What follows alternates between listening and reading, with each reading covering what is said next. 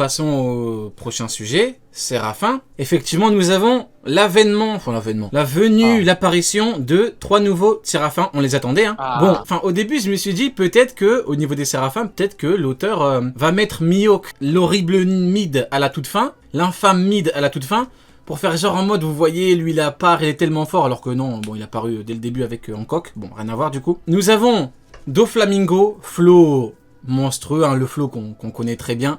Gecko Moria, jeune, avec un magnifique sourire, il rit, et Crocodile sombre un petit peu, l'auteur il a tout mis sur Crocodile.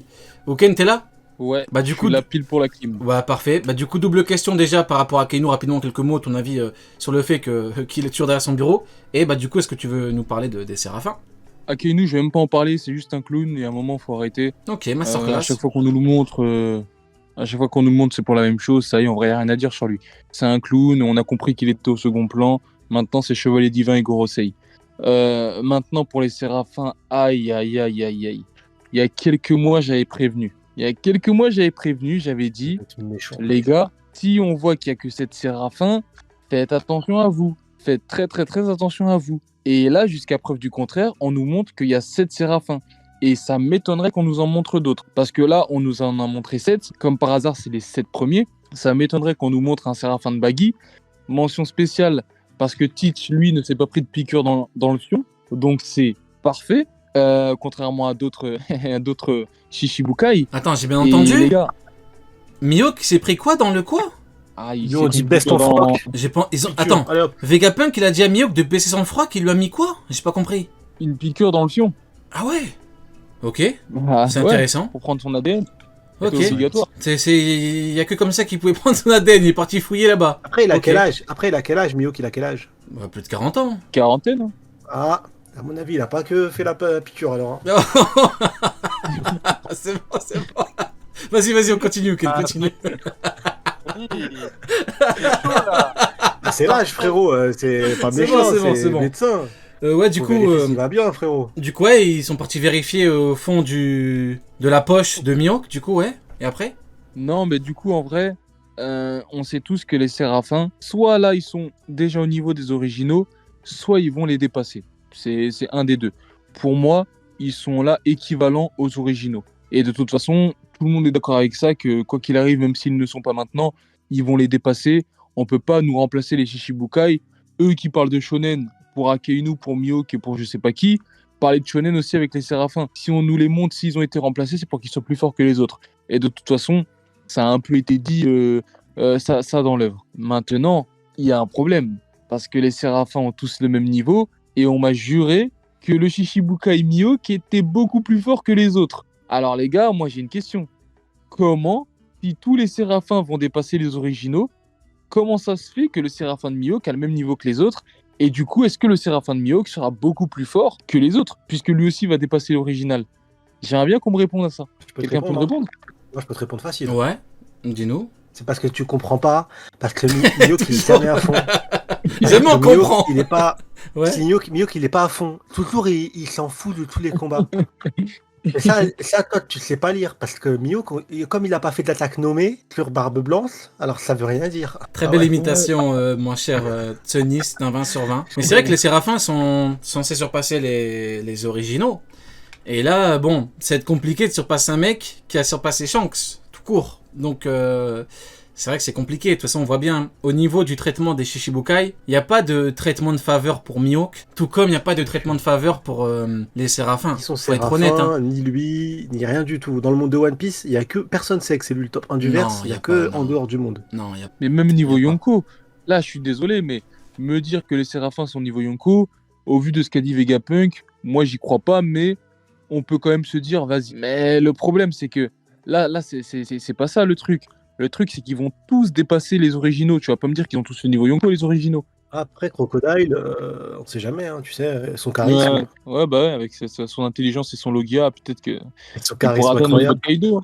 Avec son charisme incroyable, qui lui vaut une prime de Yonko, hein. Bah du coup, oui, c'est c'est bien connu. Niveau hein. de King. Ouais, il déchaîne les passions. Ah, il déchaîne les passions. Il a Moi, un talent immense. dans OP, j'aurais, avec mon talent immense et mon charisme formidable, j'aurais une prime de 3 milliards, moi. C'est incroyable. Par rapport au Séraphin, on n'a pas de traitement de faveur, encore une fois, faut être honnête. Hein. Quand tu regardes vraiment les éléments de l'œuvre tels qu'on nous les présente, il n'y a pas de traitement de faveur vis-à-vis de Mihawk sur les autres Shichibukai. Le seul truc qui pourrait être un petit peu différent, c'est que lui, contrairement aux autres, lui, il a concrètement combattu un commandant, c'est-à-dire Vista. Encore, le rôle de Vista par rapport au commandant est un petit peu flou et ambigu parce qu'il y a déjà 3 commandants dans l'équipage de Barbe Blanche. T'as Marco, Jose et Ace, mais bon, vu que Ace est nouveau, on va dire que les commandants historiques de Barbe Blanche, c'est Vista en plus. Donc, en fait, Mihawk, contrairement aux autres, il a combattu un commandant. Alors que Crocodile, il s'est pris une petite manchette de Jose, il a dit quelle force, quelle vitesse. Et après, il a fallu l'intervention de Flamingo pour qu'on ait un 2 contre 1. Et c'est là où tu vois les rapports de force de l'auteur. Un Shichibukai, voilà, peut pas, c'est compliqué. Hormis, du coup, t'as un petit traitement de faveur à ce niveau, enfin, traitement de faveur. T'as un truc un peu différent avec Mihawk, qui lui, pour le coup, combat un commandant. Et de mémoire, il me semble que c'est le seul Shichibukai qui a vraiment combattu un commandant, parce que t'as eu 2 contre 1 contre Jose. Moria, non. Kuma, de mémoire, non. Hancock, jamais. Il y a qui d'autre? Il me manque qui en Shichibukai? Et bah du coup, Doflamingo, concrètement, on a l'info. Hein. On envoie Cracker contre un mec qui a battu Doflamingo. Et même si tu me dis, ouais, Big Mom, elle comprend rien. Eux, ils comprennent tous les rapports de force. Mais Big Mom ne comprend rien. Même si tu le prends pas en compte, en fait, Big Mom, t'as surtout des mots, et donc t'as l'avis de Big Mom qui connaît plus ou moins la puissance. Normalement, tu seras d'accord, c'est Nyonko. Hein. Et surtout, t'as la confirmation de ce qu'elle dit par rapport aux événements. C'est-à-dire que Luffy galère contre un soldat biscuit et son ami l'aurait perdu. Donc Big Mom, ce que beaucoup ne comprennent pas, c'est que t'as pas que des mots avec Big Mom.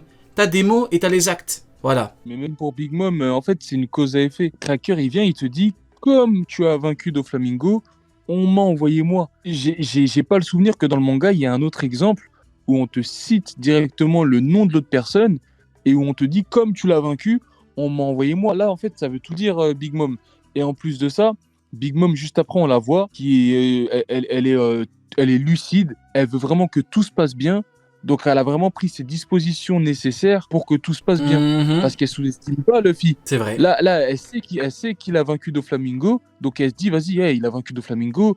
Je peux pas laisser brûler, s'en occuper seul. C'est pas possible. Donc, vas-y, Cracker va l'aider parce qu'il a vaincu Doflamingo. Donc, quand on sait ça, c'est que Cracker, oui, est au-dessus de Doflamingo. Il n'y a même pas de débat avant. C'est vrai. Et surtout, Cracker accentue bien, Big Mom est une femme prévoyante. Donc là, t'as un double truc. C'est-à-dire que on m'a envoyé contre l'homme qui a battu Doflamingo, et on nous dit bien Big Mom est une femme prévoyante. Donc au bout d'un moment, il y a tout.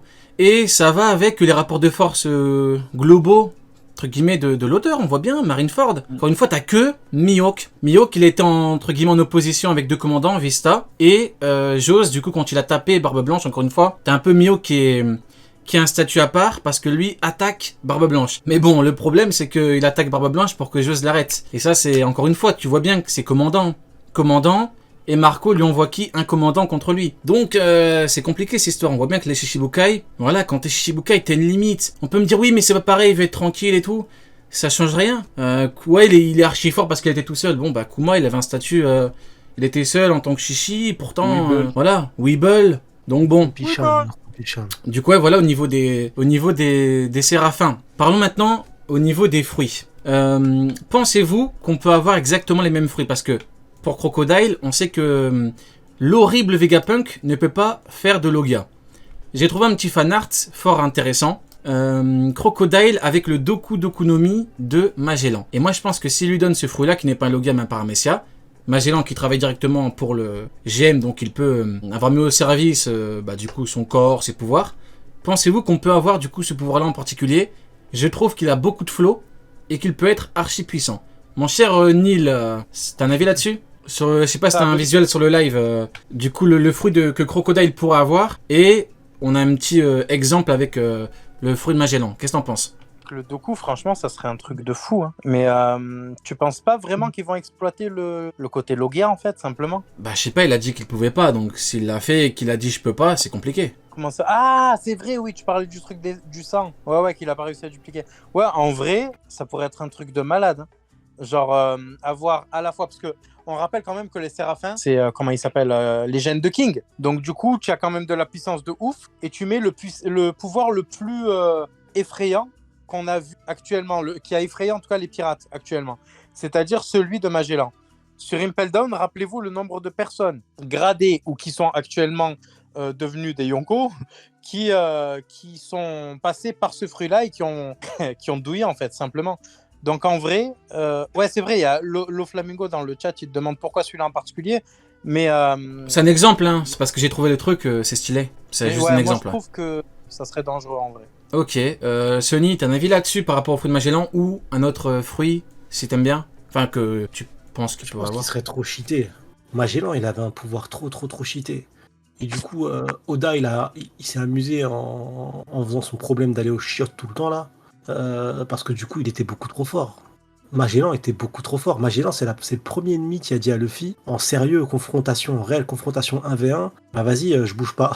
Il a dit donne tout ce que t'as, moi je bouge pas. Et après, tu as chié sur un équipage, désolé Wuken, mais sur l'équipage de Barbe Noire, et qui les a éteints sans même les regarder. T'imagines, ta Barbe Noire, il est là avec son crew, il leur a même pas adressé la parole. Il était là en train de parler avec son pote Tokiwoki, il les a même pas cala, il les a allumés direct. Et il a continué. Je sais pas, moi je trouve que ce fruit du démon là, il est trop cheaté. Donc je sais pas si on l'aura réellement à nouveau. Il est trop fort. Justement, c'est ça qui est intéressant, c'est de l'avoir sur un niveau qui tient la route actuellement contre un Yonko, tu vois. Ok. Et toi, du coup, Ken, par rapport au Séraphin Crocodile? Possible, hein. Bah déjà pour celui de Doflamingo, on n'en a pas parlé, mais pour moi il aura exactement le même fruit. Ce serait logique et intelligent de lui donner le même fruit, puisqu'on a vu qu'ils ont pris le fruit de Senior Ping, donc ils peuvent prendre celui de Doffy.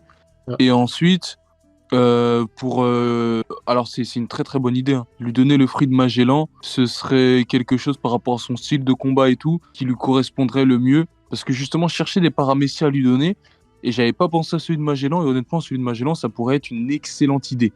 D'autant plus que c'est un fruit incroyable. Ok, bon bah écoutez, tout le monde est plutôt d'accord, hein. Ce fruit est plutôt stylé. Et bon, vu que on peut pas avoir de Logia, faut bien trouver un substitut, hein. Et il y a toujours un petit flou par rapport au fruit de Magellan, parce que on aurait pu avoir un Logia, mais bon, c'est du poison, et surtout, il aurait été beaucoup trop cheaté pour l'époque, hein, parce que le Haki, c'était un petit peu compliqué pour tout le monde. Et donc, déjà qu'en tant que paramécia, c'était chaud, si en plus il avait un Logia, là, au bout d'un moment, pas possible. Après, le truc, c'est que son sable, il l'utilise surtout pour assécher. Donc, s'ils ont gardé la même façon de se battre, un fruit comme celui de Oven peut être plus utile, tu vois. Ouais, mais compliqué. Pour avoir le fruit d'Oven, il n'a pas été capturé Oven. Ah oui, de ce côté-là, ouais, je suis d'accord. Mais dans le côté, fonction au combat, ça aurait été le plus intéressant pour un crocodile. Ouais. Maintenant, bon, moi j'ai hâte de voir les Séraphins à l'œuvre, hein, parce qu'en vrai de vrai, le pouvoir de Doflamingo, il est cheaté. Hein. Si t'arrives à voir quelqu'un avec tes fils par surprise, tu peux avoir quasiment n'importe qui, tout le monde n'a pas la force ou le potentiel de pouvoir briser entre guillemets le sort. Hein. Ça fait partie des pouvoirs un petit peu cheatés qui peuvent être bénéfiques en combat ou en bataille, donc c'est chaud. Hein. Fujitora, il a essayé, Mskin. Il a fleuré. Hein. Fujitora, quand il a chopé le truc, il était bien concentré. Hein. Ah, s'il avait eu... Après, tu vois, il y a toujours eu une ambiguïté par rapport j'en profite pour en parler, par rapport au fruit de Flamingo, parce qu'en fait, Luffy, il a pu se libérer avec le Bundemen, tu vois. Il a pu se libérer alors qu'il était sous l'emprise du pouvoir de Doflamingo. Donc je me dis, est-ce que c'est une question de force brute? Si oui, bon bah ça confirme que Jose, qui a fait la démonstration de force brute la plus incroyable de l'œuvre, il aurait pu se libérer. Donc c'est une question de force brute, il aurait pu se libérer. C'est pas de la force brute, je sais pas. C'est de la force, il aurait pu se libérer facile. Hein.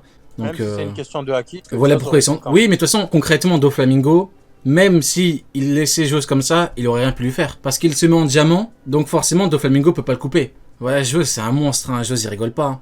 Voilà pourquoi il a mis une tarte à Crocodile. Crocodile il a changé de camp. Il a arrêté d'emmerder Barbe Blanche. Hein.